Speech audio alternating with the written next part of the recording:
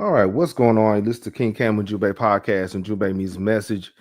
And today's message, we're going to get into that. Today's message is priests, prophecies, and the last queen. Yeah, the tragic fate of Sobekneferu.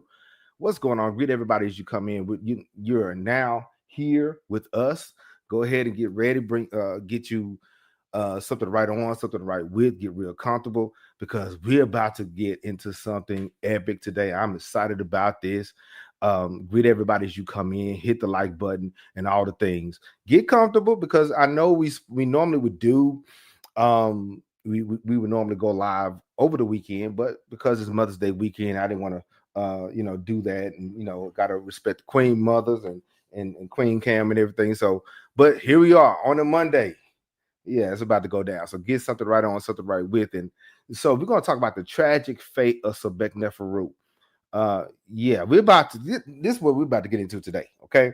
We're about to uncover some lost stories, some Kemetic science, the sacred sciences, spiritual legacies of Africa's ancient past. So today's episode, we'll go into the veiled corridors of the power in ancient Egypt where theology and betrayal and divine memory collide.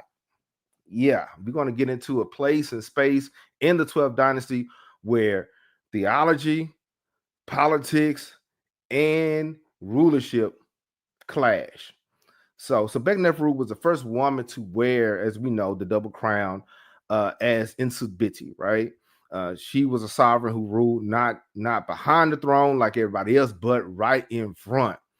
Yeah, but her name, even some of her name is erased in some places or is forgotten in others.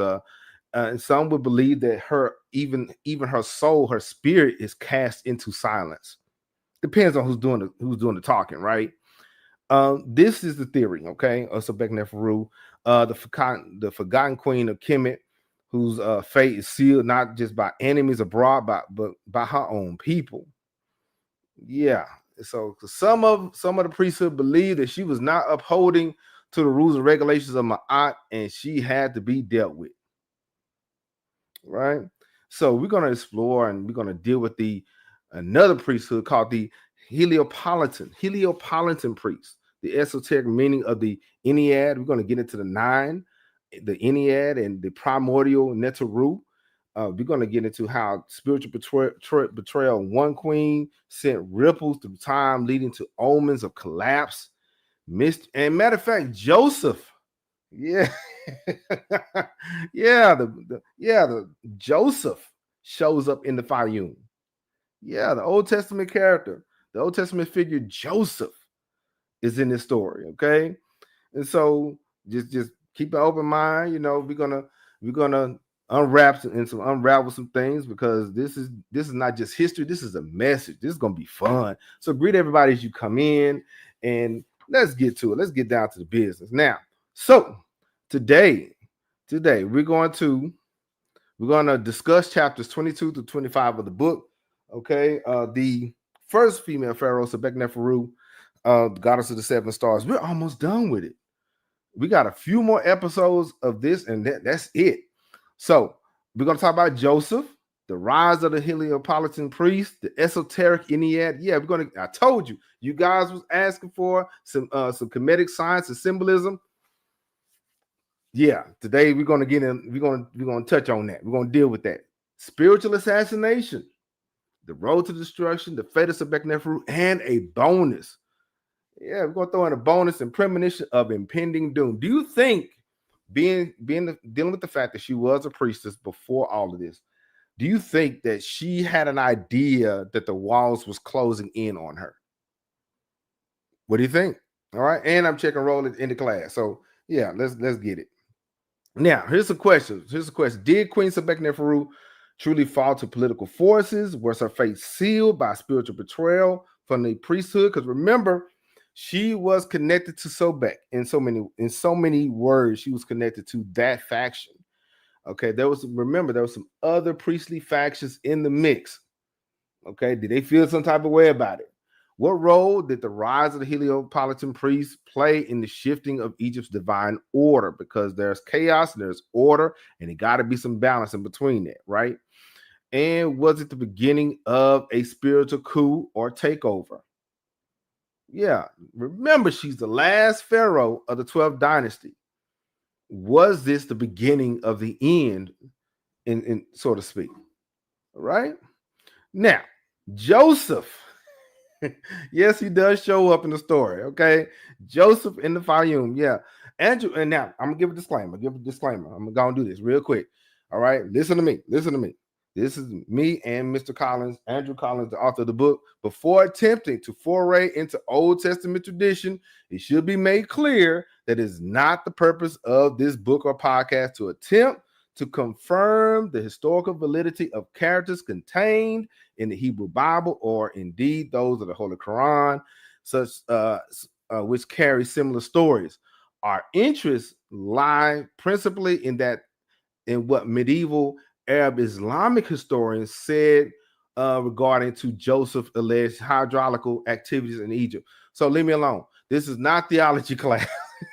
This is not Bible study. Okay, this is a history class, and we just going over some information. Yeah. Miss Blue, she says, like all good kings and queens, I'm pretty sure she had her spies. She had her spies throughout the kingdom. She probably had a heads up. Yeah, she might have. Okay, she probably did have a heads up. It does get interesting, but yeah, we're gonna deal with Joseph. Okay, the historical Joseph. In chapter 22, we encounter a fascinating and often overlooked character in the story of Egypt's decline, Joseph. Now, I wonder, did Joseph have anything to do with this change? We're talking about Joseph, okay, the biblical figure for his rise to the power in the Pharaoh's court.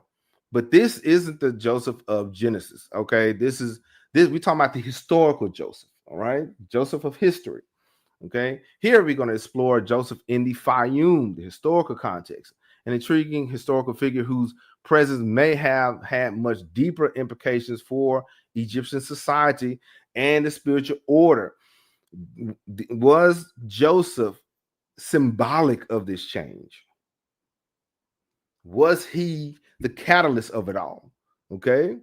Now, before we get into that, little review, Lost Kingdom, because since we're in the Fayum area, we talked about this. The Fayum region, located in the heart of Egypt, holds a crucial place in the historical and cultural development of ancient Kemet or Egyptian civilization. This fertile area, nourished by the Bahr Yusuf Canal, branching from the Nile, has been home to human settlements for thousands of years. Okay. Archaeological evidence suggests that early inhabitants thrived in this region due to its rich resources, which supported agriculture, fishing, and trade. Now, the earliest known human presence in the Fayum dates back to the Neolithic period around 5500 before Common Era, with the Fayum, a culture being one of the first documented farming societies. So the Fayum was the very first farming society in Kemet. Okay. These earlier settlers developed innovative and agricultural techniques that control water flow from the Nile. Now last week, if you was paying attention, we did mention a underground chamber that was probably used to take some people out, and they used that underground chamber and some water.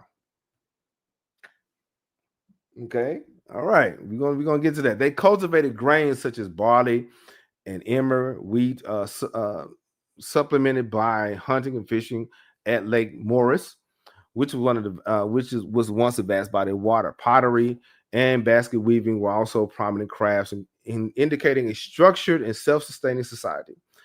Now, as Egyptian civilization advanced, the Fayum became increasingly integrated into the greater political and economic framework of Egypt. Egypt needed every part of Egypt to be involved. So in this situation, the Fayum, which was heavy in agriculture, was needed, right? So during the Old Kingdom, the region was utilized as an agricultural hub. supplying food to the central authorities, Memphis and beyond. So by the Middle Kingdom, by the time Sobekneferu came into power, they was already booming, right? So Fayum saw a rise in urbanization, which settlements expanding and trade flourishing. The region's strategic locations facilitated interactions with neighboring regions and influencing its culture and economy. Now, this is where Joseph is. Okay, the biblical account of Joseph arrives in Egypt as a foreigner. Okay, he is a foreigner. He's new. Okay, but eventually he becomes a trusted advisor and then ultimately a vizier, a noble, all right, to the Pharaoh due to his ability to interpret dreams.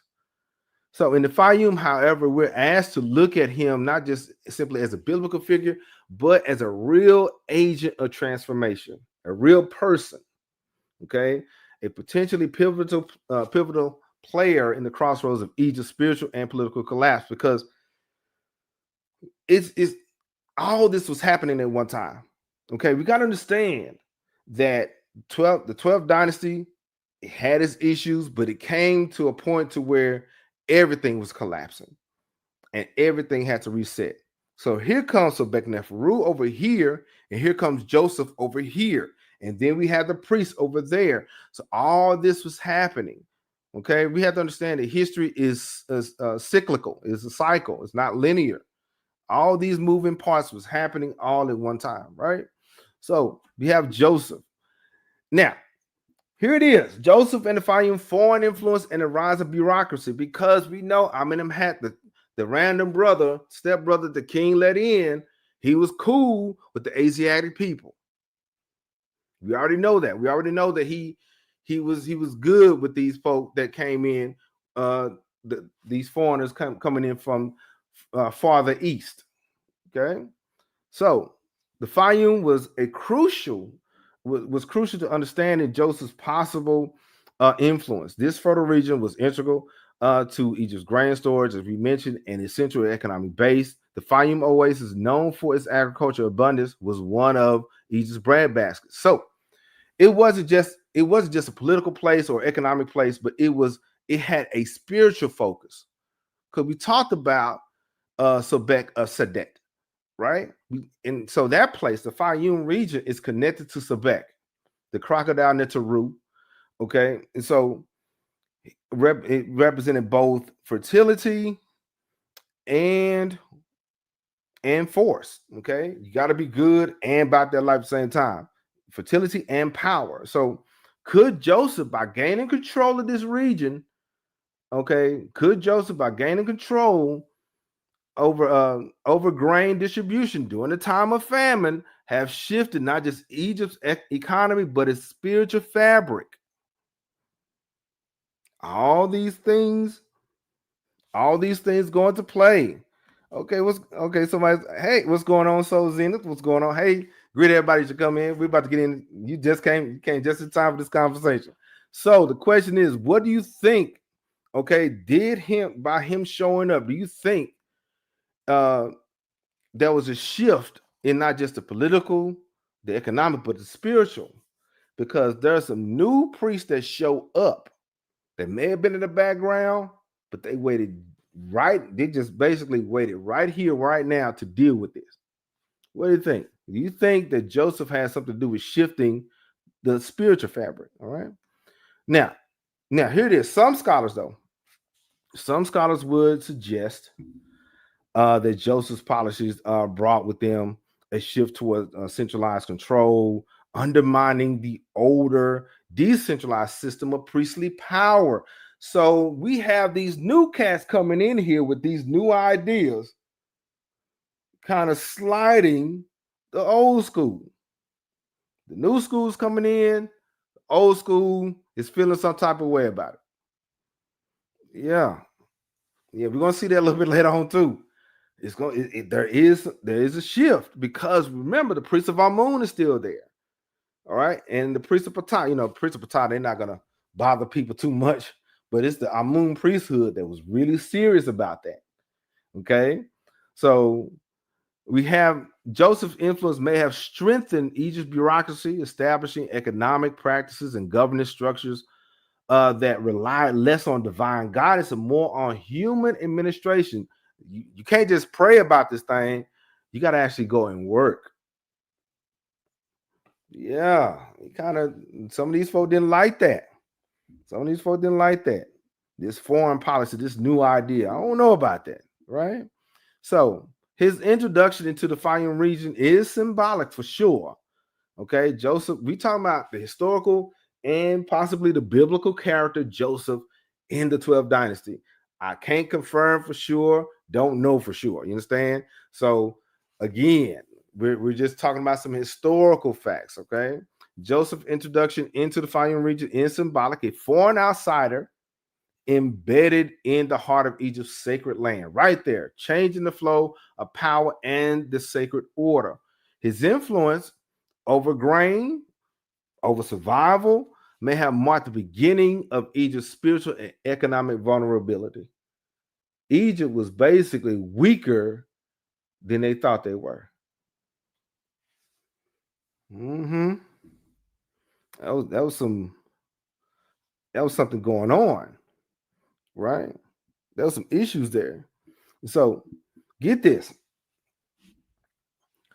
One of the most important medieval Arab works, we're talking about historically, featuring Joseph's alleged activities in the Fayum, is the book called the Kitab al-Ajib al-Kabir. Kitab al-Ajib al-Kabir, the Great Book of Marvels. Okay? It's called the Great Book of Marvels. All right? So it is attributed to the noted scholar Ibrahim ibn Wasif Sah.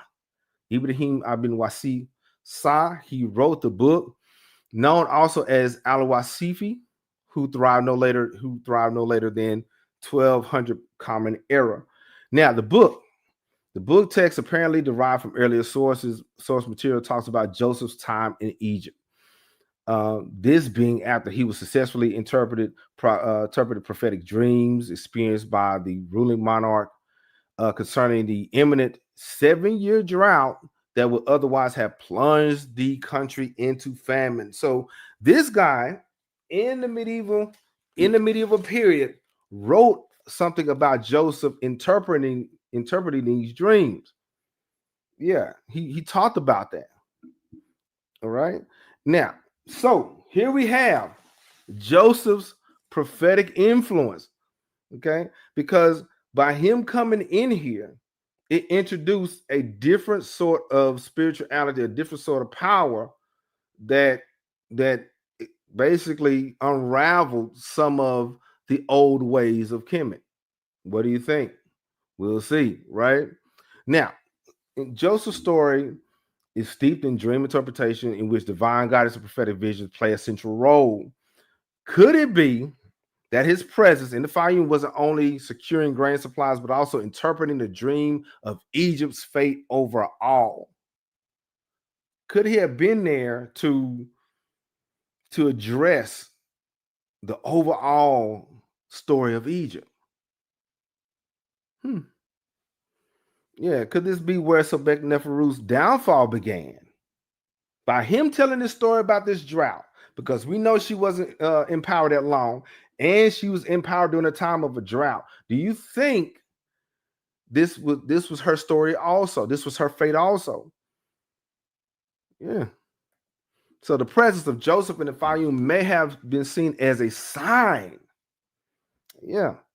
May have been seen as a sign in the Fayum. The Fayum may have been shifted. Okay.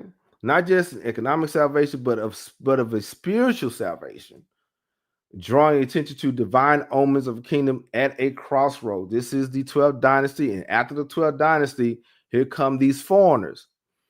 As his reputation for interpreting dreams spread, he may have had influence in the Heliopolitan priests. Them priests they've been there, but they weren't active like that. Right? So these guys were deeply attuned to the celestial phenomena and the mystical meaning behind them. So these guys were They were praying, they were doing things, but they weren't active. But I think Joseph and his dream interpretations kind of sparked some ideas with this group. Okay. Now, Joseph's connection to divine foresight, his connection with divine foresight could have added to the growing unease about Egypt's future. They wasn't certain. They wasn't sure. Okay. So, and it heightened the tension between the emerging Heliopolitan priesthood and the older tradition. I told you the older cats wasn't, they didn't trust this guy, and they didn't trust them new priests over there either. Yeah, so in the end, Joseph's time in the Fayum could have marked the beginning of a shift from spiritual guidance to political pragmatism, laying the groundwork for later spiritual destruction that Sobekneferu would face. Yeah, this thing, it gets heavy. Okay, let me see. What's going on, Brother Ferguson? What's going on? I think she was disposed of due to religious tension. Oh, man. All right, so somebody think. What do you think? Let's go and do it. Let's go and do it. We're gonna deal with this. Do you think that Sobekneferu, even though she was born into this, even though she got initiated and all this thing, do you think once they were done with Amenemhat the Fourth, do you think they dealt with her? Mm-hmm. There's a lot of movement going on. A lot of people moving different around here. Yeah. What do y'all think? Because this is during the time where there's a lot of exchanging is happening, and a lot of movement is happening, a lot of transitioning is happening. You're going from, say, the great king Amenemhat III, who reigned for decades, to the stepson who let these foreigners in, to the sister. Yeah, because the reality is the drought did happen. It did happen. Yeah. So Joseph's interpretation was on. Something was going to happen. So could this be in a situation where Sobekneferu's downfall began because of that drought? When, say, divine was exchanged for bureaucracy, or when the priests of the old ways lost their power? Yeah. Yeah. Or was it when the sacred was exchanged for secular? Y'all let me know. What do y'all think? Because Joseph showing up on the scene, it changed. It was I think it was an omen. I think it was by him touching down in Kemet. It changed a lot of things. So now we have here the account was given in the, I gotta read this, in the Katab al Ajab al Kabir. He picks a biblical narrative after the Pharaoh in question, named, who was the Pharaoh? Naharash. Narash. Now, according to this story, he reigned 120 years. Okay, at which time we are told Joseph created the Fayum. Okay, the author speaks of how the Egyptians saw the king was growing too old to rule, and so his intelligence was fading, and the king is put to the test, something that Joseph is asked to do on his behalf. Now, according to Collins, Menem or Alamani is the name given to the principle of the canals in the Fayum region. Now, the name itself is very possible is the corruption of the ancient Egyptian term mirror, which refers to both a town of its name and the lake Morris and the Bar Yusuf or the waterway of Joseph. So we have the king, the old king, being put to the test, and Joseph is standing in for him, and they're at this place called Mirror, right? Now, Laun is mentioned also in chapter 5. He marks the site of the 12th dynasty town in Necropolis that included the pyramid complex known as Rehom.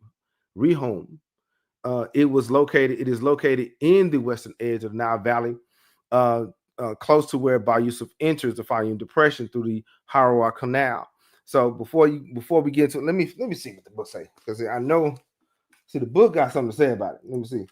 Now, thereafter, the narrates Joseph embarked on various engineering projects. Okay, once he was called to the test, they charged Joseph to do these engineering projects, whereby he managed to remove the waters, had the mud removed, dug the Menahem or Menet, okay, and built Alahun, okay, which is, as we mentioned earlier, the Alahun. What is that? I'm trying to get the word. I just said it. Oh, there it is. They say Alahum or Rehum, Rehone. So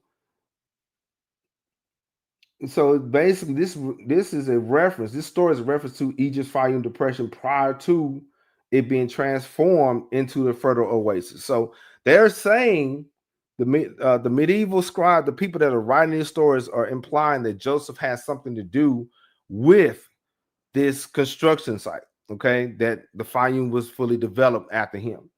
Okay, that they're saying that this Arab Islamic account preserves some memory of the hydraulical projects undertaken by one or more of the kings of the 12th dynasty. So if you like the content so far, hit the subscribe button so you don't miss anything, because we're about to go further in this.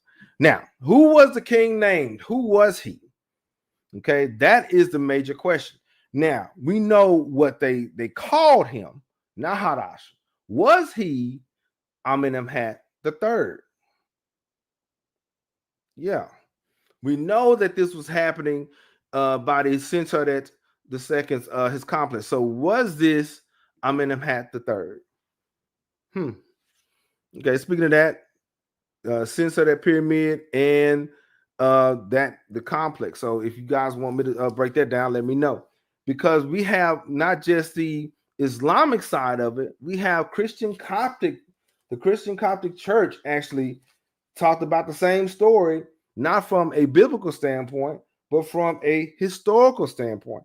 That's what makes it interesting. It's multiple people saying that this guy named Joseph changed the canals and tributaries and all that to make agriculture happen in the Fayum. Okay. Now, archaeologist Claire J. Mellison says that some of the story clearly derives from earlier Coptic Christian sources. Okay. She points out that the 10th century Common Era Arab work titled Akbar al-Zaman, okay, Chronicles of Time, that's the book, Chronicles of Time. It states that the Coptic name of the king ruled during the time of during the life of Joseph was Neraus. Neraus. It's a variation of Narash. Okay, Neraus. Now, the Coptic Church initially, but their stance is a little different. Okay, initially the king objects to remonstrations of his subjects, and they're the matter of the test. So after 2 years, the king finally decides to put Joseph to the test. Okay, his challenge would involve a place known as Alphium. Alphium. Alphium. Alphium. Okay, a close approximation of the Coptic name for the Fayum. Okay, so which is Phim is Fayum or Fayum, right? In Coptic. So for those who are studying Coptic language, yes, it is Coptic language is the closest language to, say, the Meta Nature. Okay, it's phonically very similar. It adds vowels, but there's a lot of things that are the same. Okay, so this in turn comes from the ancient Egyptian word Payum, meaning the sea or lake. This is referred to Lake Moeris or Lake Morris. Okay, the Egyptian word Yum is the equivalent to the Hebrew word Yam. Okay, hold on. Now, the Egyptian word Yom, Y-M, okay, is equivalent to the Hebrew word Yam, which also means sea. Mm-hmm. Yeah, this is what they're saying.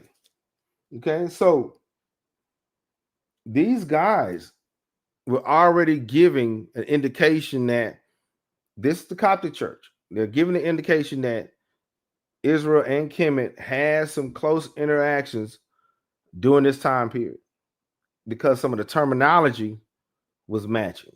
Okay. Now, but now keep speaking of that. Yeah, we got a new series coming up. We're not going to do that this summer. Ethiopia, the pillar of African civilization. We'll do that this fall. Okay. But yeah, it's amazing how some of these terms, these root words are starting to match up. Okay. And it all happened around, and everybody's pointing towards the same person, and that's Joseph. Okay. And think about it like this. What would the world say about you?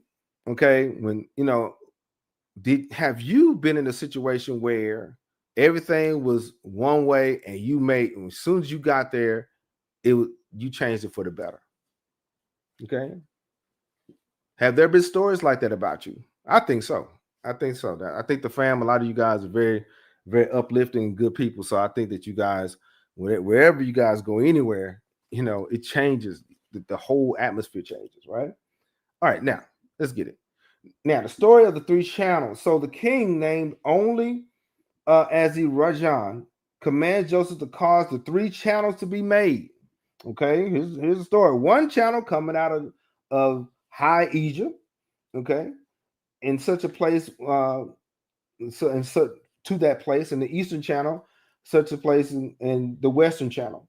So, according to the Coptic Church, it says Yusuf got men together to carry on this work and cause the channel of Mani, okay, which is mentioned in the Arab Islamic story, which can be identified as the Bar Yusuf, to be digged from the upper part of the Asamonim to Lahon or Lehon or Lahun, depends on who's talking, which he caused along to be digged afterward. Then he caused the channel of Al-Fayum, or the Fayum, right, to be digged. That done, he got the laborers to cut all the reeds and tamarisk, and that was all the reeds and wood that was in it, and carried away. Then the Nile began to flow into it.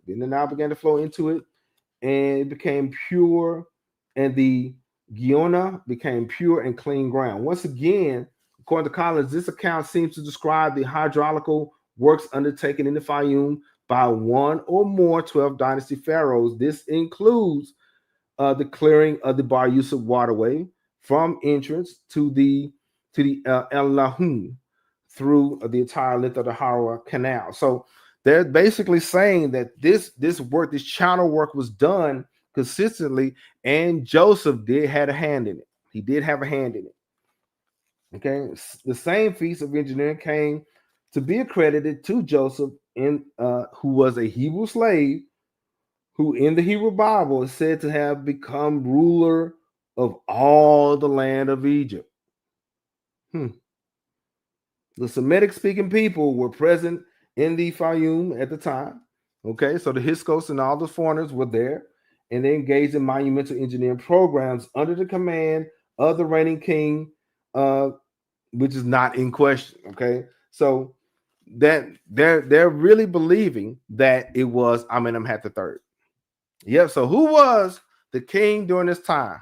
According to some scholars, I don't know for sure. Look at me. I do not know for sure. But according to some scholars, Joseph, okay, the biblical character of Joseph was alive during the time of Amenemhat III.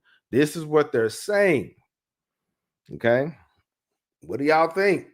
All right. We got Amenemhat in the mix. Of course, he would not have supervised all these projects himself. He would have had a vizier, and he would have had somebody.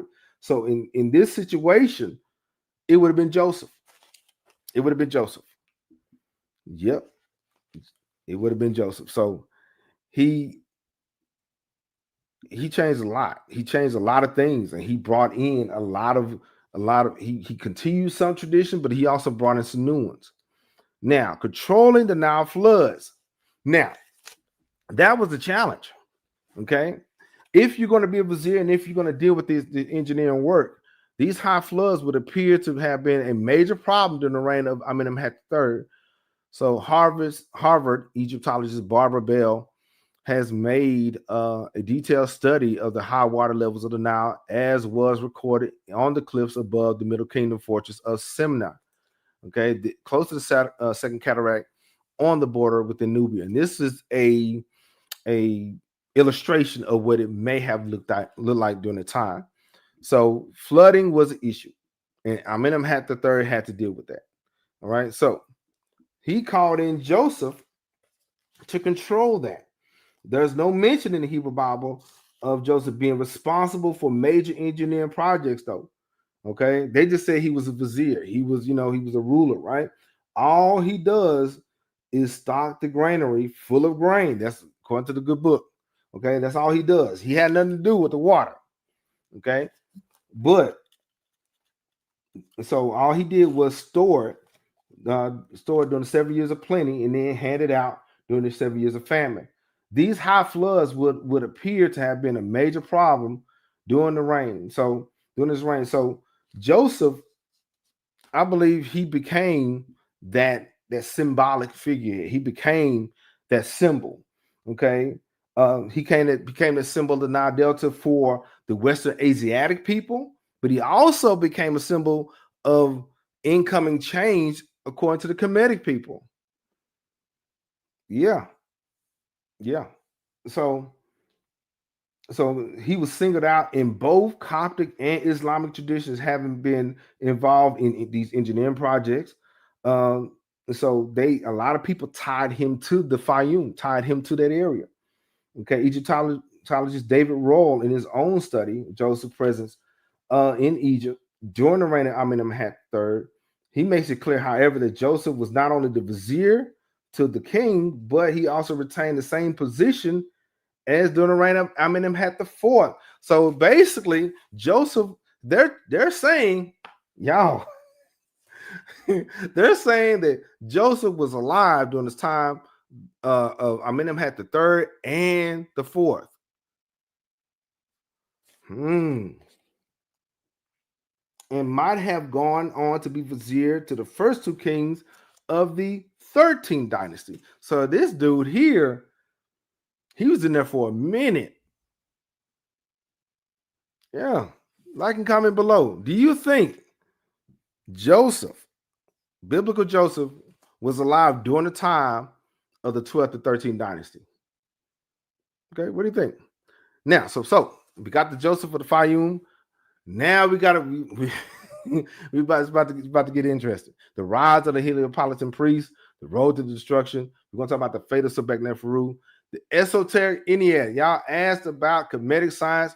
Get ready. We're about to get into that today. Spiritual assassination and impending doom. Because some people feel that Sobekneferu either was told that something was going to happen to her, or did she have a vision about it? Because she was a priestess. All right, let's go. The rise of the Heliopolitan priest. Here we go. These are the new guys. Okay, these are the new people. The priests of Amun have always been there. The priests of Osiris have always been there. But who are these people over here? The Heliopolitan priests. Okay, but before we get into that, we're going to do a review. You know, I had to get one. Now, based on the video, Who Was King Tut's Real Mom? The DNA Mystery, who was the real mother of King Tut? Okay, was it Queen Tai, Nefertiti, the younger lady, or Kaya? The answer is genetically the younger lady. If you got it correct, like and comment, because you got an A for the day. You got an A for the day. So if you got it correct, because some people, I don't think they understand that Queen Tai was King Tut's grandmother. And so a lot of people was picking Queen Tai, like, bro, no, that's not it, right? Because remember that she was the grandmother. And now the reason why Nefertiti wasn't, some scholars believe that she assumed the role under Neferu-Aten, potentially ruling as a female pharaoh before vanishing from historical record. If by chance she had been King Tut's mama, her legacy would likely have continued through his reign, but instead, her connection to him is absent in official records. So that's the reason why Nefertiti was not ruled or not written or recognized as King Tut's mama. Because once he came into power, you didn't hear nothing about her no more. So, like I said before, Nefertiti wasn't his mother. So we're going to talk about that. The Vanishing Queen. We're going to talk about that because Queen Mother, we're going to talk about the Vanishing Queen, Nefertiti, and the battle for Egypt's soul. Mama Louise made a humble request. She said, look, can we go into more detail about Queen Nefertiti? We sure will.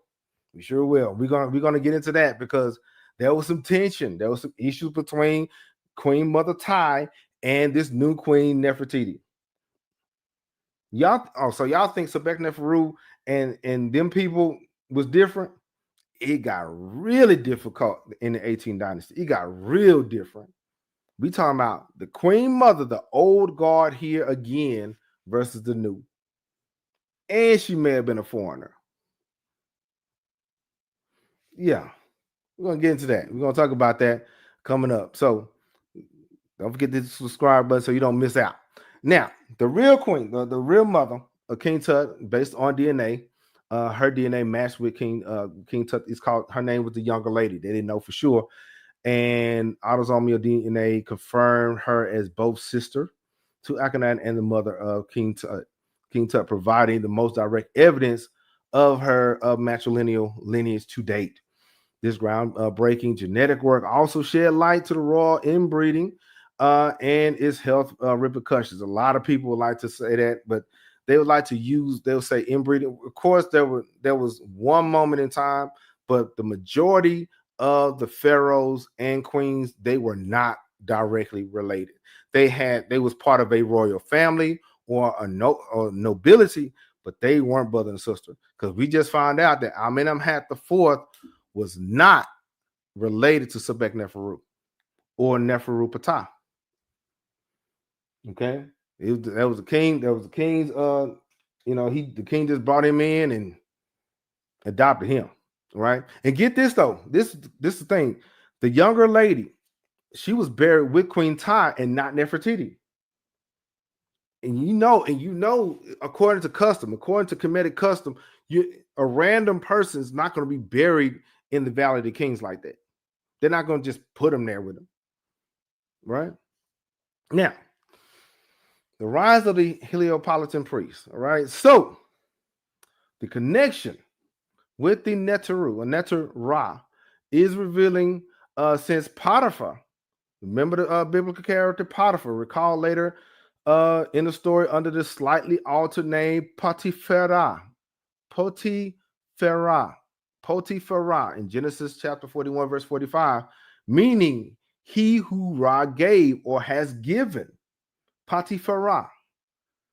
So this is said to have been the priest, a priest of On or Inu, the priest of On or On, the Hebrew name for Heliopolis. So Potiphar or Potipharah was a priest or connected with the priesthood of Heliopolis. Joseph was a slave to Potiphar. Potiphar was connected to that priestly group. Okay. Now, with Amenemhat IV patronage to Heliopolis and his active connection with Atum, maybe the priests of Ra felt they would have also be influential in the affairs of Egypt again. They felt like because of this new king, this new guy, Amenemhat IV, everything was going to be well. They was going to get their power back. They was going to get their situation back, and it'd be all good. But something happened to Amenemhat IV. Something happened to him.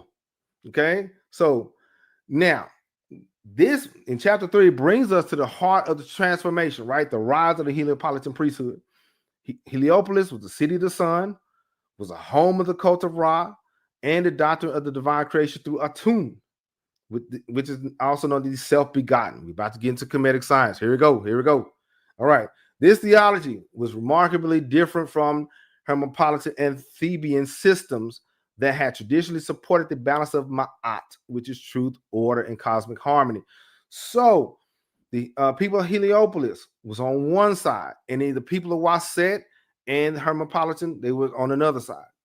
And Sobekneferu was in the cut, right? As the Heliopolitan priests gained influence, they began to rewrite cosmology. They went in there. I told you, they went in there and started rewriting on sacred text. They start rewriting things, placing the sun god Ra above all other deities, because at one time they was all connected together. This was not a religious evolution. This was a spiritual takeover. The people of Heliopolis felt like, okay, since Amenemhat is in the mix, since he's already in power, okay, since he's doing this, we're gonna do what we want. And we got Joseph over here. Yeah, we're gonna start rewriting some stuff. What them books say? We're gonna rewrite. We're gonna make our own book. We're gonna make our own thing and make our own ideas. And because Joseph, he's a dreamer, so he's gonna co-sign. And then Potiphar, he's cool with it. Yeah, and we don't know for sure where Sobekneferu. I heard she's from Sobek, so she really don't count. So they rewrote everything. A spiritual takeover. I told you this was not just a political thing or economic thing. This started becoming a spiritual thing. Under Sobekneferu, a woman who had inherited the rule from a sacred bloodline tied to the crocodile Neteru and the primal waters, the Heliopolitan doctrine posed a threat. Yeah. They rewrote this stuff, but then here come this sister here. She was raised different. Her allegiance is different, and she posed a threat. Amenemhat IV is gone. Why? Because we don't know what happened to him. But what we do know is that Sobekneferu is now in his place, and she's not siding with us. Brother Ferguson really believes that somebody or a group or organization decided to take her out. It was fire overtaking water, sun overpowering the hidden stars, patriarchal theologies supplanting the cosmic feminine, and therefore Kemet was in isfet, or out of balance. When you start rewriting things, when you start neglecting the ancestors and all these things, you start getting out of balance, right? So the priests aligned themselves with political factions who no longer saw divinity in the female body, nor legitimacy in the female rule. They didn't like that. They didn't like what was going on. In their doctrine, the queen became an anomaly. So in their view, this random queen, even though she was born here, she was born into power and all these things, she became a threat. That's what happened. So Sobekneferu, to these priests and these other guys that was trying to get over, she posed a threat. Yeah. She became a disruption. She became an obstacle. Yeah. I told you we about to get involved, because she did not like all these foreign people taking over and occupying all these sacred spaces. She wasn't for that. The other king he was cool with it. He's gone. So now Sobekneferu had to handle it. So according to the Heliopolitan priests, Sobekneferu became a problem. Yep. So the spiritual and political rise of the Heliopolitan priesthood, to understand the gravity, we got to understand. To understand, it's not just. Let me remove this real quick. This is not just people, right? These are age-old factions and forces in play. Okay, you guys. I wish you guys could understand. Okay, these groups have been in place in Kemet up at this point from the Old Kingdom or pre-dynastic period, an estimated 2,500 years already. It was already rolling. So here come Sobekneferu changing everything. They didn't like that. They didn't like that idea. Okay. And it was messing with their money. Messing with their pocket. Okay. But let's explain why. Why is it a problem? Why is it a issue? Because it's a major shift. It's a major change, right? Heliopolis, known in ancient times as Inu or On, the pillar of the sun, was of the oldest and most sacred religious centers in all of Egypt, in all of Kemet. This is according to scholars. So long before Waset or Thebes rose to prominence, Heliopolis was a home to the priesthood that guarded the most abstract and metaphysical creation theology, the Ennead. Let's get to it. Kemetic science loaded. Here we go. A family of 9 primordial Neteru, beginning with Atun, who emerged from the chaotic waters of Nun and birthed the Neteru through self-generation, through his own power. In this cosmology, Atun Ra was the source of all, not just the sun in the sky, but the spiritual force of creation itself, the seen and unseen, right? Now, speaking of Ennead, the Esoteric Ennead, solar code, and cosmic gatekeeping, we about to lean further into the Ennead, but I want you guys to understand that these stories, these journeys are ages old. All right. So the priests, okay, we're gonna get to that. So the priests of Heliopolis developed an elite metaphysical and practical system. It emphasized chaos, order, light, darkness, life, and death, all these things, and the principle of Ma'at. So over time, this doctrine gained not only spiritual authority, but immense political influence. And remember, get this, these priests were not just temple functionaries. We talked about priesthoods and all that before. Many were trained in the liberal arts and sciences. Many were trained in astronomy. There were scribes, theologians, and royal advisors. So they had a lot of pull, and they was in a lot of places. So many were trained from childhood, born into hereditary priestly lines, schooled in the meta nature. They knew the book of coming forth by day, backwards and forwards. They knew the coffin text, the pyramid text, the Fayum text. Okay, and so this was like second nature to them. But here's where it becomes complex. Here's where it becomes difficult, right? The issue is, while the Heliopolitan priesthood preserved profound and spiritual and sacred science, including detailed knowledge of the solar system, the solar cycles, cosmic harmonies, and architecture of divine order, they also became the gatekeepers. Yeah. Their knowledge placed the sun god, or the Neteru Ra, at the top of everything instead of it being an even balance. Okay, it became a hierarchy instead of a circular system. This hierarchy conveniently aligned with the pharaonic rule, as long as the ruler was going along with what they want to do. So here we go. Here comes Sobekneferu, right? A woman, a sister on the throne who was already an anomaly, right? She broke the matrix already. A woman invoking the ancient goddesses, okay, the ancient ancestors. She sent that's what she relied, that's what she rested on. She rested on the older traditions, the older ways, right? And so these traditions were before the Heliopolitan group, the Heliopolitan past. So this was a feminine cosmology. Okay, this was rooted in stars, water, and the crocodile god, the crocodile Neteru Sobek. So this was far more than an anomaly. She was a challenge. She was a problem.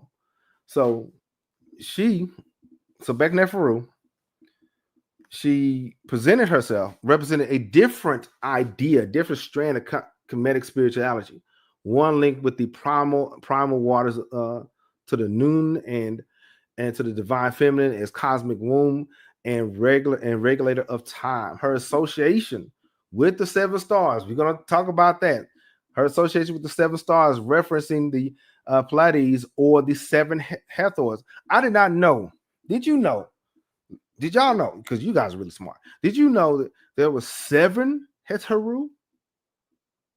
There was seven Hathors. Because remember, okay, a segment was a variant of Heteru. So there's seven. Wow.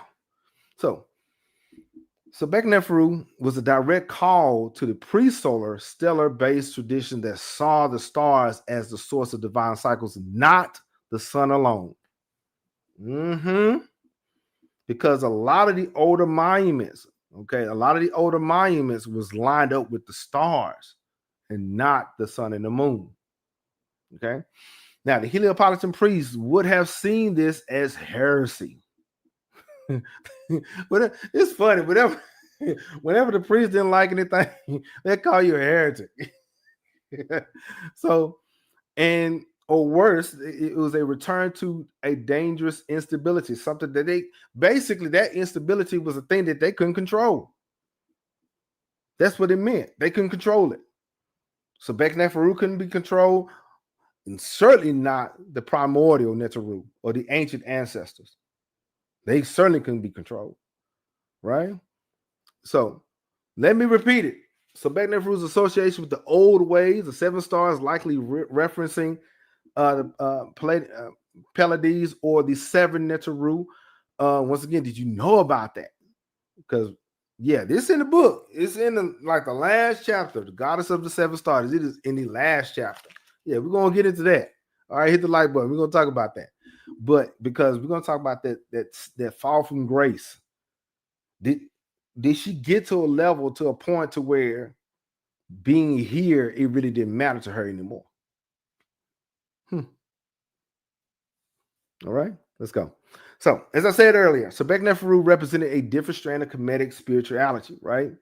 One linked to the primal waters, the primordial waters, to the noon, and to the divine feminine, the cosmic womb, and regulator of time. Her association with the seven stars, seven Hathors. This was like I said many times, like I said before, this is a direct call to the pre-solar and stellar traditions that saw the stars as a source of divine cycles and not the sun alone. Okay, so they saw her as a heretic. Okay, so what did they do?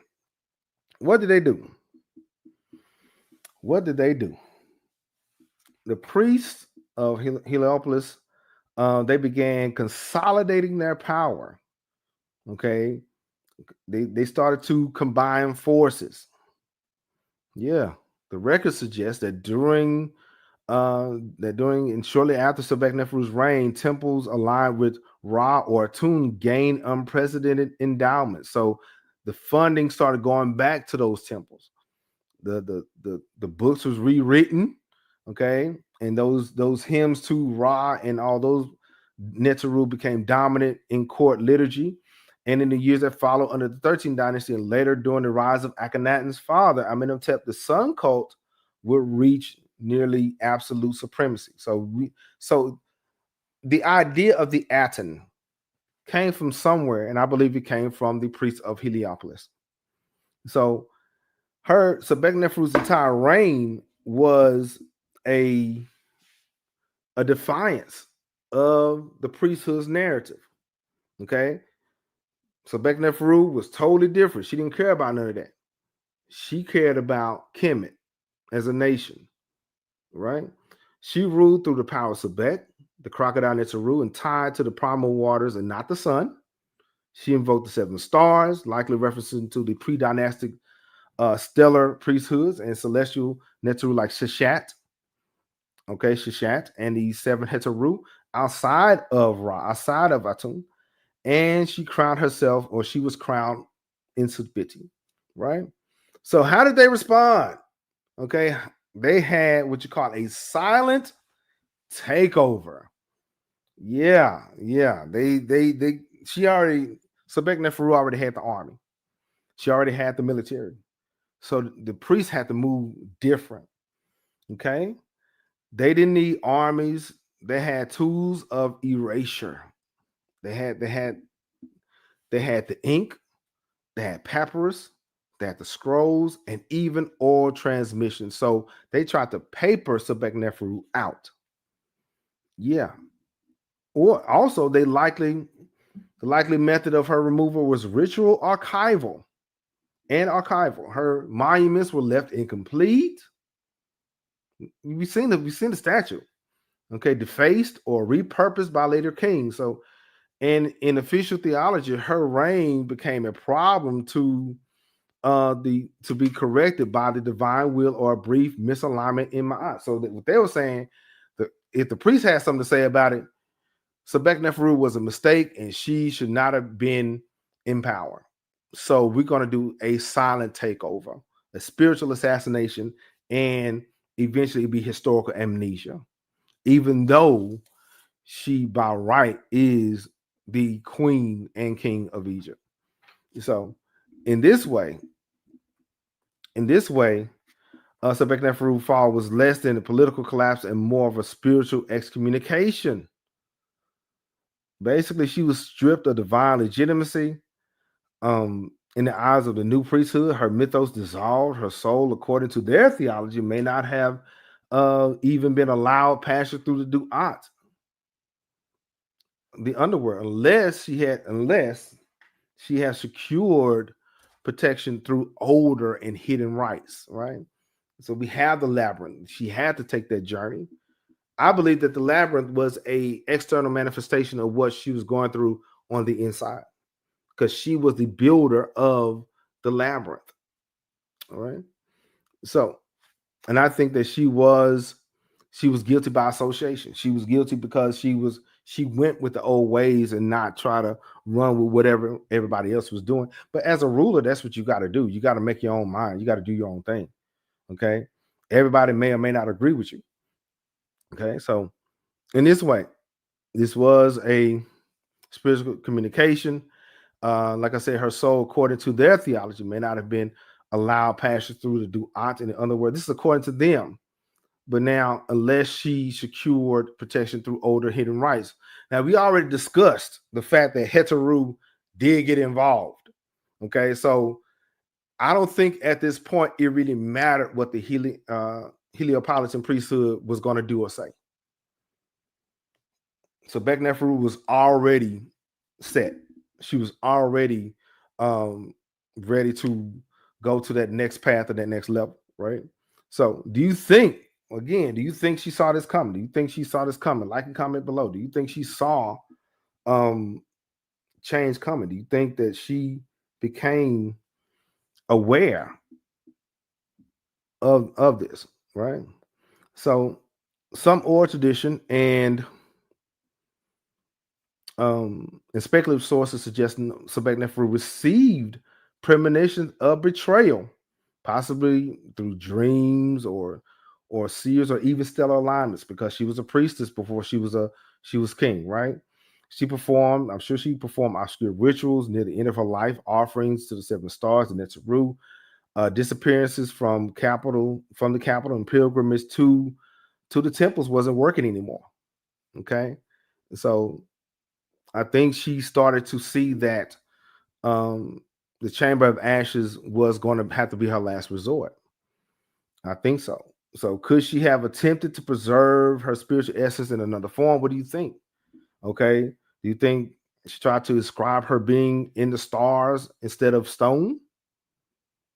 Because remember, she was connected to stellar and celestial ancestors of Netzeru, older ancestors. By that time, according to the pyramid text, by that time they became the imperishable stars. So do you think that she was trying to do that also? Instead of dealing with stone, she was becoming a star. Okay. She wants to leave behind a mystery and not a monument. So I think that was her ultimate path. She wanted to become an imperishable star, right? So so she may have succeeded. Okay. I think she may have did that through her body, even though her body was lost, her story continues, right? But get this, the roots of that rise again here. So with the quiet, calculated displacement of Sobekneferu's legitimacy by the increasingly powerful sun priest of Inu, her theology may have worn the robes of cosmic truth, but in practice, she may have. A lot of these guys was preaching and talking about it, but she was actually doing that, right? So this left no place for.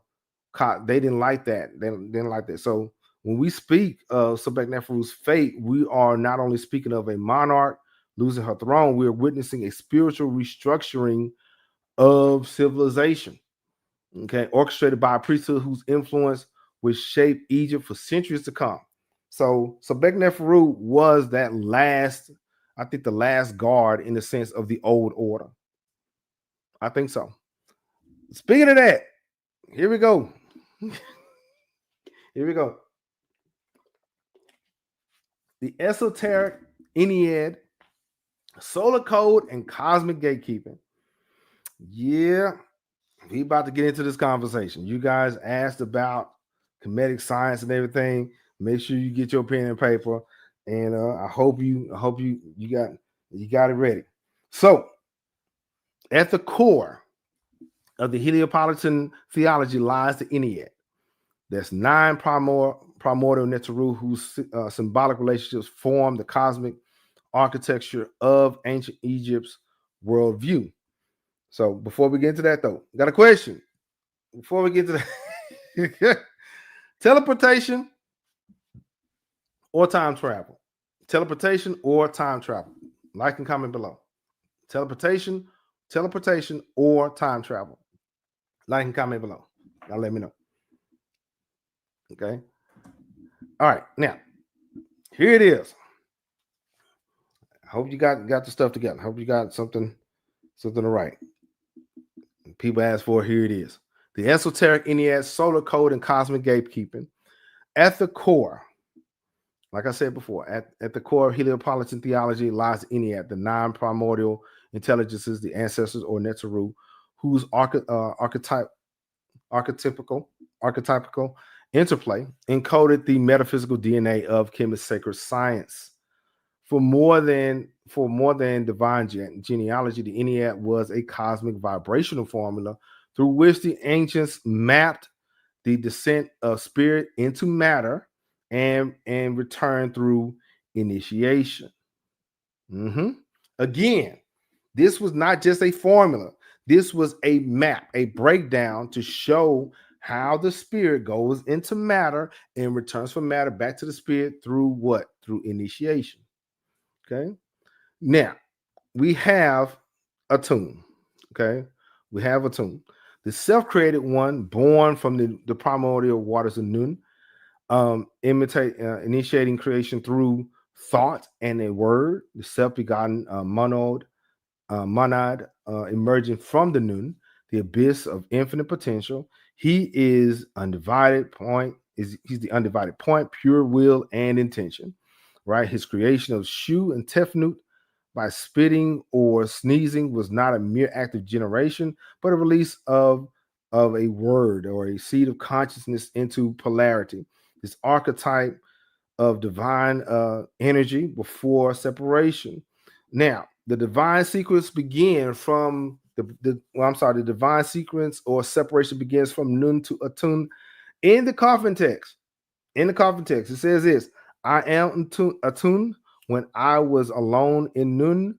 I am Ra when he comes into being. That's coffin text number 714. Atun is the first name in the Ennead. He's not personified as a god in the beginning, but an abstract force. He's the Zep Tepi, the first occasion or the beginning before the beginning began. Pure consciousness emerging from the Nun, the infinite primordial waters. Nun represents the quantum field of unstructured potential, the void from which all existence arises. Atun does not create through tools or hands. He creates by spitting or sneezing or speaking. That's why your words have power. That's why the things you say are important. That's why it's important that we pay attention to what we say and do to people, right? Now, the language and breath, the first manifestation is duality and that is Shu and Tefnut. Shu means air, and Tefnut means moisture. His twin offsprings establishing the duality of breath and flow. The duality of breath and flow. The first breath of and sacred fluid together, they symbolize the unity, and they complement each other. They complement each other through motion, spirit, and soul, and sky, and breath, essence, and emotion. In esoteric anatomy, they correspond to the inhale and exhale of the cosmic breath, the prana and the bindu, the bindu, or the life force and divine essence. Shu, the netaru of the air, breath, spirit, and life force. Tefnut, the netaru, the goddess of moisture, tears, fluidity, and the soul. Their creation marks the first split between masculine and feminine currents. Okay. In the sacred space in between. Okay. In the pyramid text, number 600, it said, I gave birth to myself together with Shu and Tefnut. I joined my body with my shadow. That's in the pyramid text. The Ennead begins with one thought and one power. It speaks of, it talks about self-generation and light and darkness. A tune creates not out of power, but through union with this Ka and this Ba. All right, let's go. Now, Geb and Nut. Geb is the earth and Nut is the sky, right? Geb and Nut. Celestial mechanics and the womb of the stars, okay? They are the separated lovers forming the terrestrial and celestial spheres. Once united in primal embrace, now separated by Shu, who upholds the space between them. Nut is the celestial dome, the womb of the stars, the keeper of ancestral gates. Geb is the receptacle, the alchemical retort in which transformation unfolds. Their children were born not just biologically, but cosmically. Okay, so it's not just biological, but cosmic. Okay, as a manifest of their inner state. So from the union of Shu and Tefnut came Geb and Nut, earth and sky, originally united in sacred embrace. They were torn apart by Shu, by breath, by wind, who lifts Nut above him from the heavens. This separation wasn't punishment. It is necessity for manifestation. Creation requires boundaries. You hear what I said? Creation requires boundaries. It does happen. Sometimes you got to, in order for you to do your best work, sometimes you got to get away from people, right? Nut becomes the celestial vault, her body arced over the world, her womb holding the constellations, all 12 constellations, right? Every evening she swallows the sun. Now, in the book of Coming Forth by Day, it says every dawn she bursts it anew. Okay, Nut, according to the book of Coming Forth by Day, Nut gives birth to Ra each morning, who receives him in her body each evening. Okay, Nut is the cosmic mother. Her body is the zodiac, right? Geb beneath her becomes the material plane. So we have the vertical axis, the spirit above and the matter below. Okay, as above, so below, right? Between them is humanity. So then we have, of course, this is the illustration. This is the illustration of the, believe it or not, this is, of course, the weighing of the scales. And there's the Ennead at the very top right here. Okay, the Ennead is at the very top. Okay, and we have Tahuti. Okay, we have Anupu, and we have the person's heart and the feather. All right, his heart is being weighed. Right. So we have Osiris, Isis, Set, and Nephthys, the divine archetypes of life, death, magic, conflict, and hidden wisdom. These four, okay, complete the Ennead and represent sacred quadrature. Okay, life and death, and order and chaos, wisdom and mystery, seen and unseen. Osiris is the vegetative king, the dying and raising principle. Aset is the living Heka or magic, embodying devotion and Neteret of divine memory. Set, even though Set is misunderstood, he's misunderstood. He holds the key of disruption, because that's necessary. Chaos is sometimes necessary. Okay. He's a necessary instigator of spiritual trials. Nephthys is the priestess of twilight, the guardian of threshold states, hidden processes, and nocturnal mysteries. Okay, let me break this down. According to ancient tradition, from Geb and Nut are born four powers, right? Okay, but not just deities or Neteru, right? They was forces within the initiate, within the person, those who are seeking knowledge. Every aspect or every element that's represented is seen in the heart and mind of somebody who's seeking knowledge. Okay. Osiris is seen as the green one, the divine king, a symbol of resurrection and spiritual rulership. He is the inner power, right? The part of the soul that dies and is reborn, right? That resilience, that rejuvenation, right? Aset, the throne and the intuitive mind, the mistress of magic. She remembers the dismembered parts of spirit and brings them into wholeness again. Okay. Set, the storm and chaos, but also the strength to overcome adversity. That's why whenever you see a king, he's situated between Heru and Set. Okay. Nephthys, the veil, the hidden guide. She governs the liminal spaces, twilight, transition, dream, and death. And you will see Nephthys with you've seen her around like the various coffins. She is the guide. She's guiding the ancestors to the other plane, right? And the temple of Isis, the inscription says, "I am Isis. I am she who is all that has been, is, and shall be." So she says, "No mortal has ever lifted my veil." This is Isis. Together, these four represent the sacred Ennead, right? Life, death, love, shadow. In alchemical terms, they are stages of inner purification. Yeah, inner purification. Now, get this though. According to Baba Kaba in his book, that also the Ennead, all nine of them represent molecules on a periodic table. So they were symbolic of a chemical, okay, of a chemical process of creation. So they just say, okay, this represents an atom. This represents moisture. This represents electricity. Each one of the Enneads represented some part of creation. Okay. But here's the thing. In earlier cycles of Kemetic spirituality, this journey was not linear, but cyclical and balanced between male and female polarity. So Atum's creative act, it wasn't alone. Aset and Nephthys were twin aspects of the sacred wisdom. Nut and the sky Neteru was the star womb which all life descended. Okay.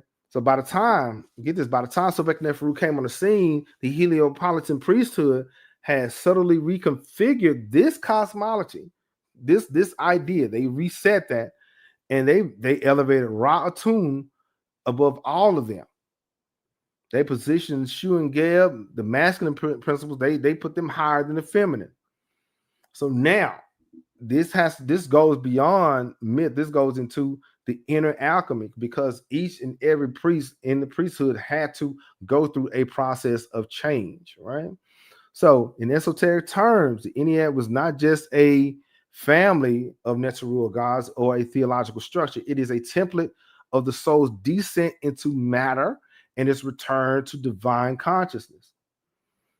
It is a blueprint of the soul's alchemical evolution. The 9 stages, get this, the 9 stages mirror the 9 levels of creation. The 9 Neteru, 9 levels of creation, from unmanifest source to material density. Disclaimer, before we go further, I'm gonna tell you this. I am not that knowledgeable in alchemy. Okay, I'm not him. I'm not that person. Okay, I am not. All I know is a little bit of African history, a little bit of Egyptian history, and that's it. All right, if you want to look into that, there's books out there. All right, let's go. So now, the soul. Remember, the soul begins as Atum, whole, pure, undifferentiated, right? As it descends through duality, Shu and Tefnut becomes entangled in the dynamics of form, Geb and Nut, right?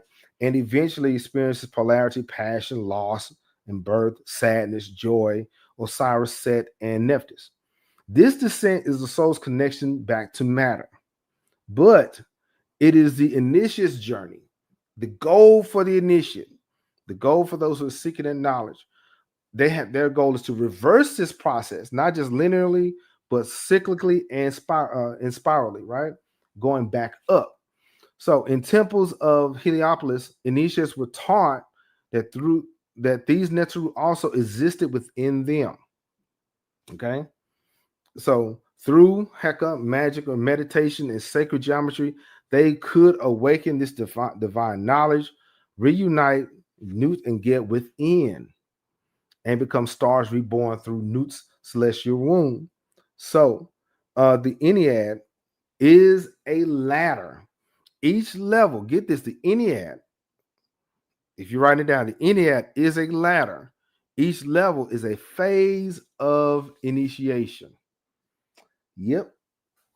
Each level is a phase of initiation. Okay.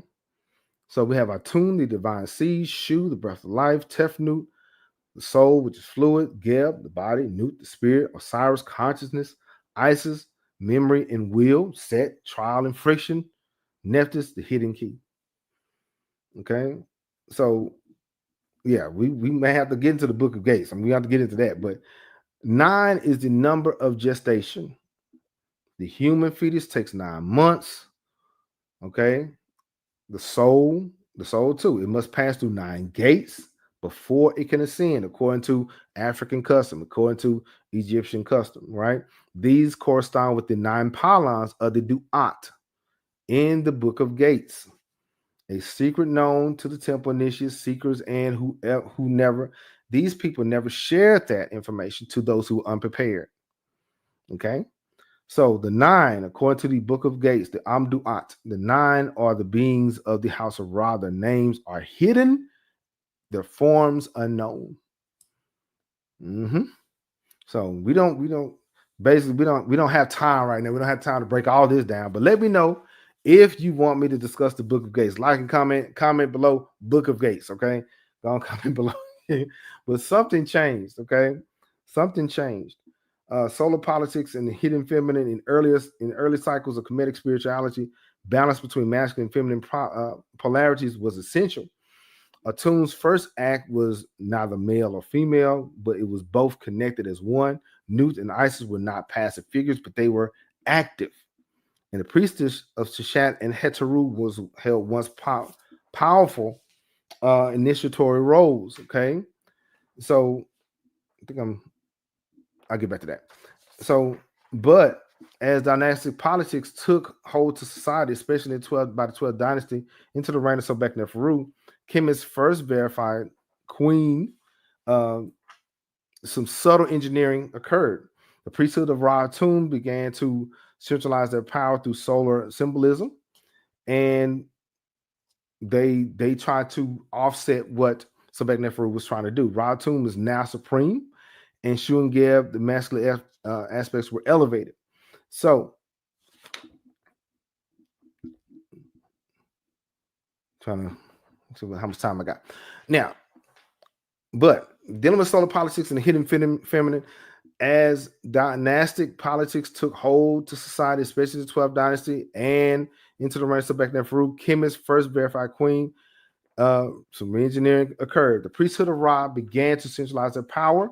The sun became the portal of renewal, became the emblem of singular authority.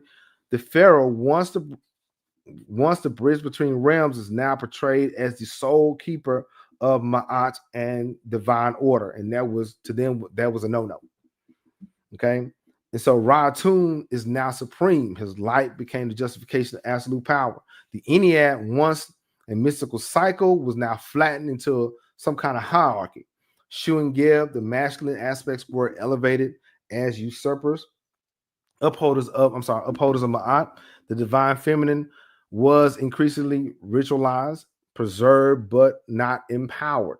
So they tolerated the feminine aspect of the Ennead, but they didn't give it any power. Okay, so it says the king is Ra, his word is law, all gods bow to him. This is new kingdom inscription. This is totally different than the equality that the Ennead originally had.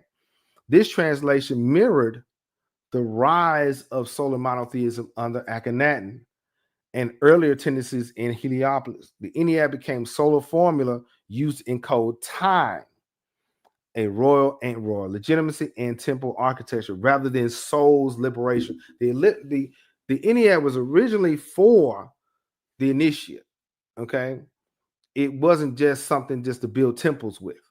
Okay, so the shift elevated masculine deities such as Ra, Shu, and Geb, and while the divine feminine was veiled, hidden beneath the layers of myth and priestly interpretation, Aset was retained for her magical power, but her revolutionary aspect, the seeker of divine justice, the builder of thrones, the restorer of broken cosmic order, was subdued. So they liked the part about her having magic and everything, but they didn't like the part where she got active and involved. Yeah. So now we have Sobekneferu, whose name invokes both crocodile Sobek and the beauty of Neferu, reawaken the older traditions.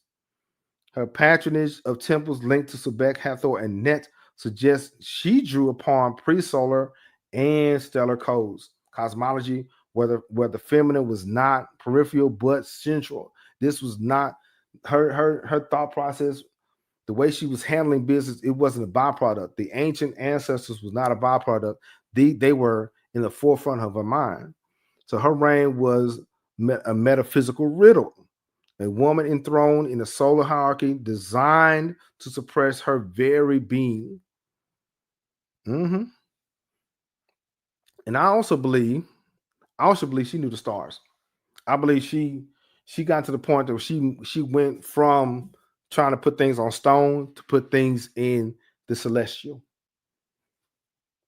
She was starting to get to the point. In my opinion, I think she was getting beyond that. She was getting beyond wood and stone and everything. She was going somewhere else with it. Okay, like and subscribe, by the way.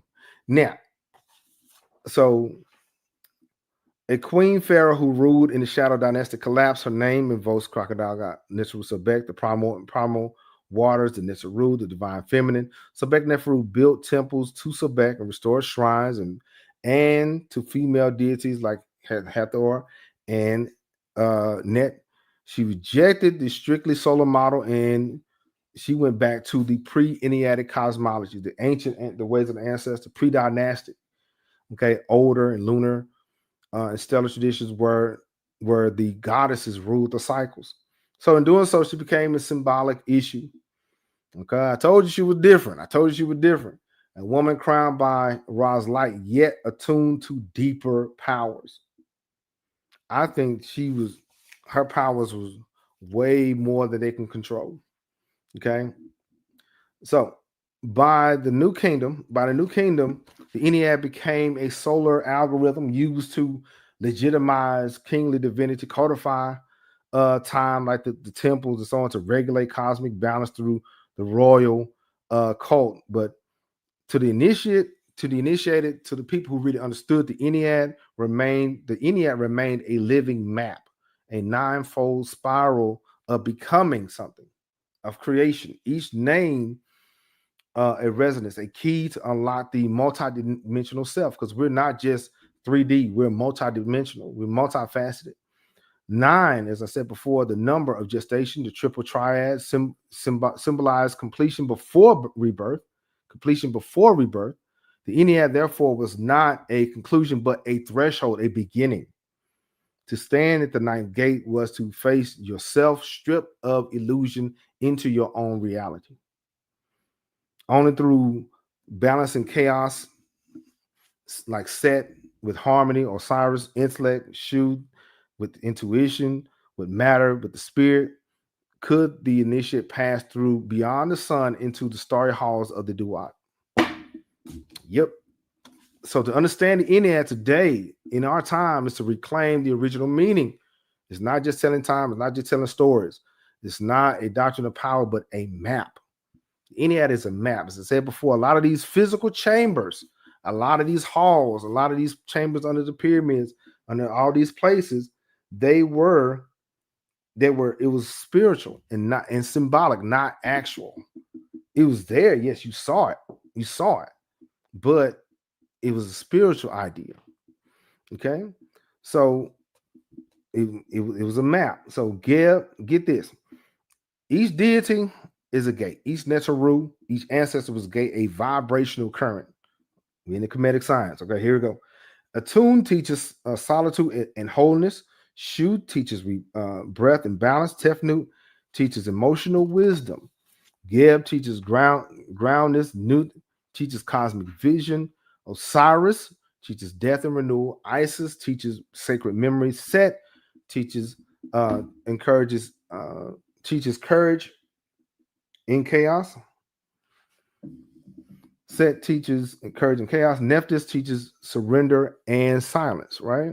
So together, all nine, together, they form the 9 spheres of the soul known in the temple tradition there's 9 parts of the soul according to Kemetic knowledge. There's 9 parts. The Ren, which is your name. The Ba, which is your personality. The Ka, which is the vital force. The Ab, or the heart. Shut, or the shadow. Sakim, which is the power. Ku, which is spirit. Sa'u, the immortal body. The Ankh, which is the luminous soul. That's why names are important. That's why they wrote their names everywhere. And that's why some of our ancestors would name their children after them, so that their name will always be called somewhere. Because when you call somebody's name, you're remembering them, right? And here it is. Pyramid text, number 571. Raise yourself, O Osiris. Take your throne. May your Ba live, your Ka be mighty, your Sha'u shine. Sa'u, by the way, is another word for star. Okay, your Sa'u shine in the sky like Ra. Okay, Pyramid text 571. So the Ennead is not just static doctrine. It's a living spiral, right? And memory encoded in stars, temples, and DNA. Like we talked about the Jed before, to work with it undergoes transformation, not the belief, but a being, right? The ancient Egyptians didn't worship the Neteru. They became them. They represented them through ritual, initiation, sacred drama, inner work. They activated these energies within. So to walk or to talk, even talk about the Ennead like that, is to return to the source, to reclaim the gatekeeping, is to awaken the divine feminine, even fellas, that too, right? The hidden memory and the spiral path that leads back to new star embrace. The Ennead became a formula used not just to expand the soul's perception, but to validate a priestly hierarchy aligned with the king. And when the king was a woman, it invoked the other Neteru. Because normally it's a guy. Now it's a sister. The older Neteru, the stellar tradition, Sobekneferu became symbolic contradiction in the system. Her very existence will raise the throne's contradiction. So, yeah, here it is. So we talked about the Esoteric Ennead, spiritual assassination. I still got a bonus. The road to destruction, fate of Sobekneferu, impending doom coming up. Now, spiritual disintegration. Yeah. Priest prophecies and the kingdom's collapse. Yeah. Sobekneferu became a major problem. She became a issue, right? So the priests of Ra saw Sobekneferu's rule as a aberration, one that needed to be corrected. The power of the Heliopolitan priesthood and their centrality in Egyptian theology was growing even stronger. The system rooted in the belief that the sun, Ra, was the supreme deity. He couldn't coexist with Sobekneferu's her cosmic vision, which centered on the watery fertility of Sobek and the mystical hidden powers of these 7 stars. The Ennead, as we discussed, had been reinterpreted. They didn't like that old idea, so they got the new one, right? Atun's role as self-creator was now cast in the image of Ra and the solar force of Sobekneferu's adherence to the older, more fluid cosmology tied to Aset, Nephthys, and the stars was seen as a problem, as a threat. So, and the same goes when Joseph comes into play. So this the grain supplies were faltering, the crops were in jeopardy, and Joseph's influence over the Fayum had centralized control, pushing aside older traditions of divine abundance and connected to these new people. Yeah, the Heliopolitan priests, seeing an opportunity, began to assert their own influence over the king's court and subtly displacing Sobekneferu's traditional advisors, particularly to those loyal to the Atun. Okay, so when Sobekneferu met Joseph, because I told you they did have an encounter. Okay, now the realization that Sobekneferu might have known Joseph, whether he be an important Hebrew who rose to become vizier of Egypt or just a composite character, expressing the greater achievements of Egypt's Western Asiatic population, is a possibility. Okay, now remember Sobekneferu's the Pharaoh's daughter.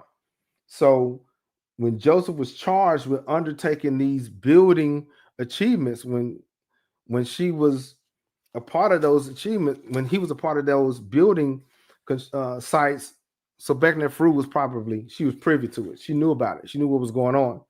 So it is a possibility that they did have some interaction.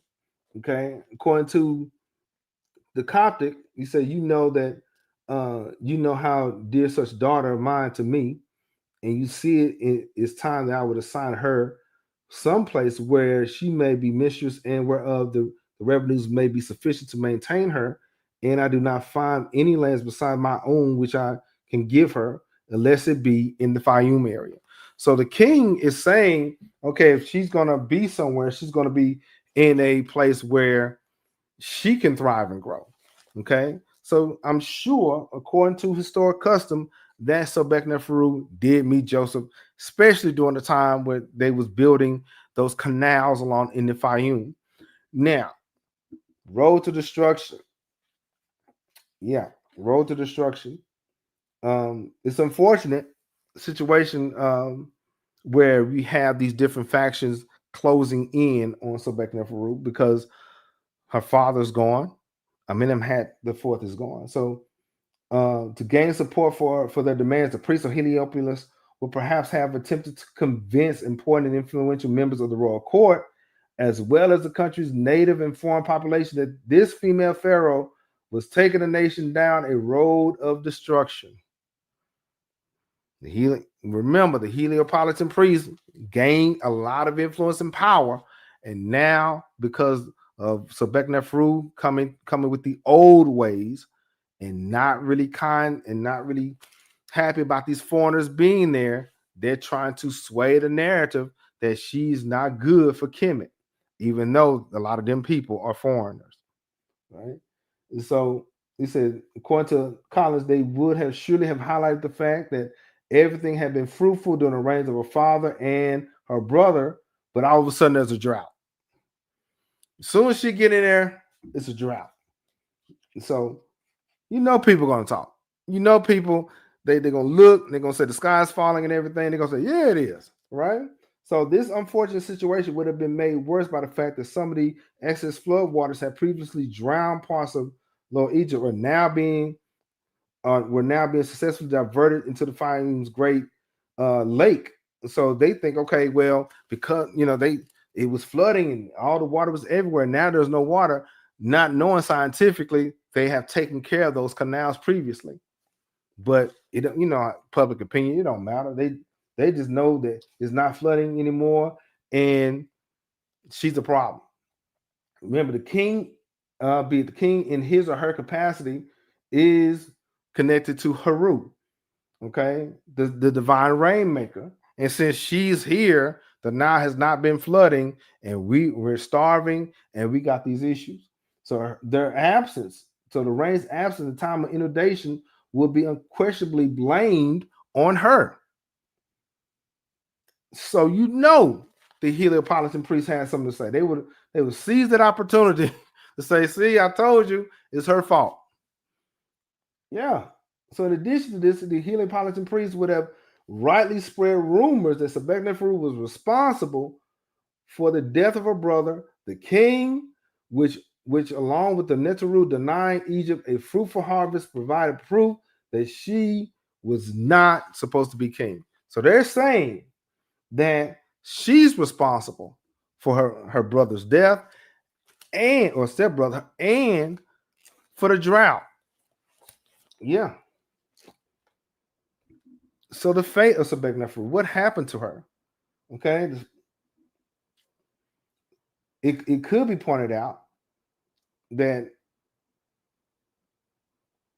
during the Middle Kingdom or the Second Intermediate period, Barbara Bell wrote that in the time of trouble, both by poor floods and unusual uncertainty about the identity of the true Heru, or the true king, will be secretly murdered or expected to commit unalivement when his coronation was not followed in due season with floods adequate to avert scarcity.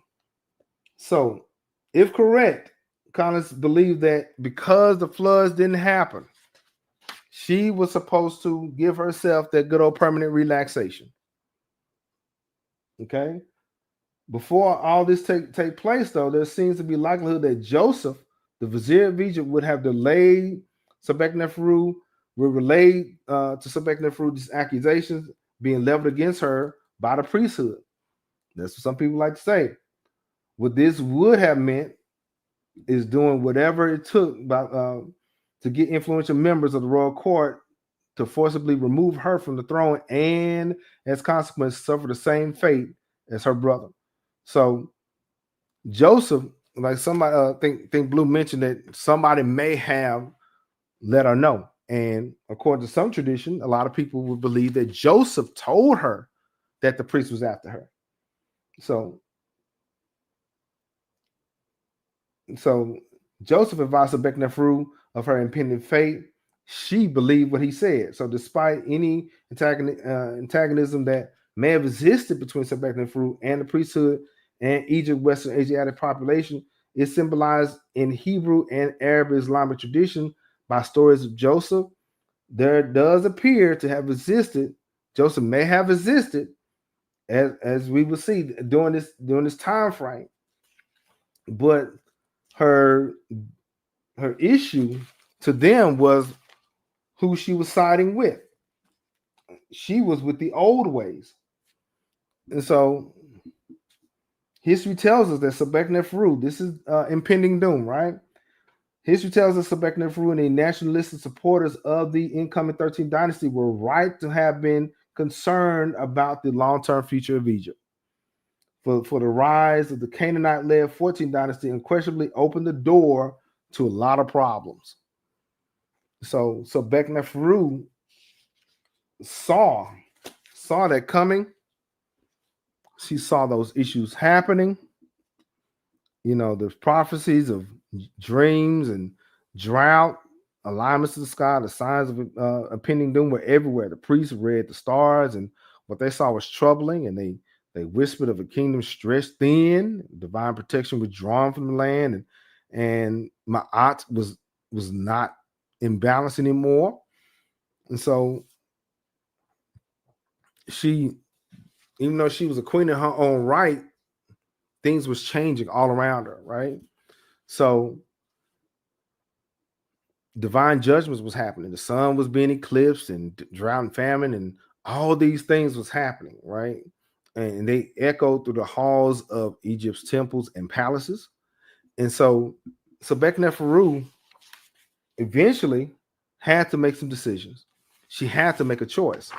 So we arrived to the end of Sobekneferu's reign, a queen who dared to embody the throne of Heru, a woman crowned by both divine lineage and sacred duty. Yet even this sacred can be silenced when fear, when it comes down to the fear of the unknown. The Heliopolitan priesthood, once keepers of divine order, became gatekeepers of memory, redefining the narrative, realigning the myths, and rewriting who had the right to rule. Their betrayal was not political. It was cosmic. It was spiritual. As we have seen, the erasure of Sobekneferu was not only a loss of a ruler, but the loss of balance in the sacred equation of Ma'at, the Ennead, with its 9 divine principles, reflected more than Neteru. It encoded the structure of the universe itself, and it was a map. So to disrupt it was to set chaos in motion.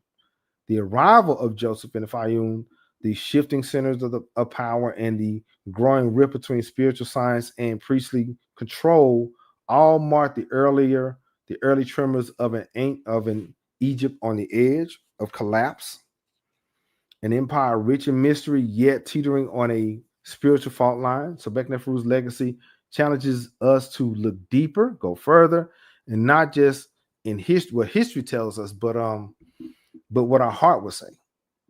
Okay. Her story echoes across time, reminding us that the fate of a nation is tied to how it honors the truth and who it chooses to forget. So, we just got to talk about priest prophecies and the last queen and the tragic fate of Sobekneferu. I told you we was going to do a little bit of Kemetic science and all the things. And so I'm very happy about it. We got a few more episodes of the Queens of the South. So if you are listening, we about to get into it. So next Sunday, we're going to talk about the vanishing queen, Nefertiti. So Mama Louise asked a question about Nefertiti, and she wanted us to go further with that. So we're going to talk about the vanishing queen, Nefertiti, and the battle for Egypt's soul. Okay, new series this fall, Ethiopia, the Ethiopia, the pillar of African civilization, is coming this fall. So I was originally gonna do it over the summer. So, but here's the books. Okay, the links in the description. Kemetic Spirituality. If you, because brother Ferguson, he asked about books. What are the next books we're gonna use? Here they are. The Ethiopians: A History by Richard Pankhurst. The link is in the description. And Kebra Nagast by E.A. Wallace Budge. We do have some other readings also, but that's for the fall. So what we're going to do this summer, we're going to talk about sacred bridges, the continuity of the Nile Valley spirituality. Yeah, we're going to connect Egypt. We're going to connect Sudan and Ethiopia together. Yeah, we're going to do that. We're going to tie them together, right? And we're going to start with Thrones of Fire, Temples of Light. Yeah, it's coming up this summer. And here are the books. Here are the books. Okay. Now, if you're serious about this thing, okay, Africa, the Mother Western Civilization by Dr. Ben. And shout out to Tony Broder, Nile Valley Contribution to Civilization. We are doing that this summer. The link is in the description. And yeah, we're going to get into it. The people asked about Ethiopia. People liked our discussion on Ethiopia and Sudan. And so we're going to make that happen. All right. So, and a bonus, The African Origins of Civilization, Myth or Reality by Check Integil. Yeah, you got to get that. Yeah, if we're going to engage in this conversation concerning Ethiopia and ancient Nubia, you got to get it. All right. And so this is our book. We almost done with it. The first female pharaoh, Sobekneferu, goddess of the 7 stars. The link is in the description. Check it out. And got to check roll. Shout out to the fam. One Voice Africa. Shout out to them.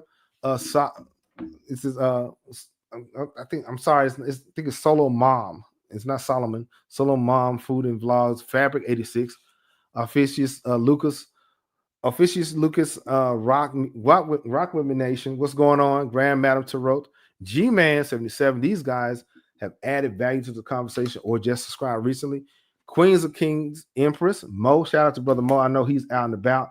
Ancient Divinations. Adrian Rice. Library Without Borders. I haven't forgot about your question. I haven't forgot. Peggy Harrison. Miss Blue. Kiara Haynes. DFW African American Museum. Check it out. I intend on visiting with them really soon. So get ready for that. Shout out to Brother Elliott, Jay Williams, Anuti Davila, General Bunches, Kemetic Nation, Clark Nation Supreme, and Zep Tepe Slim. If you're still present and I didn't call your name, comment here. And shout out to Books A Million, Love Me Hair, You Nice. It's a black thing. Affiliate links are in the description. And enjoy. Okay, we just talked about chapters 22 through 25, Joseph and the Fayum, the rise of the Heliopolitan priest. We discussed the esoteric. We did a little Kemetic science, spiritual assassination. We did a bonus. Okay, the road. We talked about alchemy. You missed it if you weren't paying attention. The fate of the fate of Sobekneferu, impending doom, recheck roll. Now, if you're still with me so far, okay, share it with somebody you think that might enjoy it, okay, and or share it with somebody on Facebook or Pinterest. Now, if you want to catch up with our Queens of the South series, I have the playlist ready. Or if you want to see who's King Tut's mama for real, I got the link for that. All right. You listen to King Cam Ujumbe Podcast. Ujumbe means message. We talked about priests, prophecies, and the last queen, the tragic fate of Sobekneferu. And I'm glad that you guys are here. Shout out to the fam. I see Sully Zenith, what's going on? And Brother Ferguson, I see you, what's going on? And I will talk to you later.